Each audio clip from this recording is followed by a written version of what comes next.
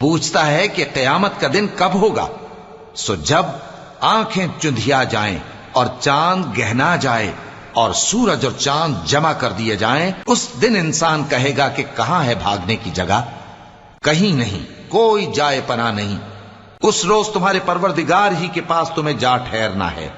اس دن انسان کو جو عمل اس نے آگے بھیجے اور جو پیچھے چھوڑے ہوں گے سب بتا دیے جائیں گے، بلکہ انسان آپ اپنا گواہ ہے، اگرچہ عذر و معذرت کرتا رہے۔ اور اے پیغمبر صلی اللہ علیہ وآلہ وسلم، وحی کے پڑھنے کے لیے اپنی زبان کو تیز تیز حرکت نہ دیا کرو کہ اس کو جلد سیکھ لو۔ اس کا جمع کرنا اور پڑھانا ہمارے ذمے ہے، سو جب ہم اسے پڑھا کریں تو تم اس کو سنا کرو اور پھر اسی طرح پڑھا کرو۔ پھر اس کے معانی کا بیان بھی ہمارے ذمے ہے، مگر لوگو تم دنیا کو دوست رکھتے ہو اور آخرت کو چھوڑے دیتے ہو۔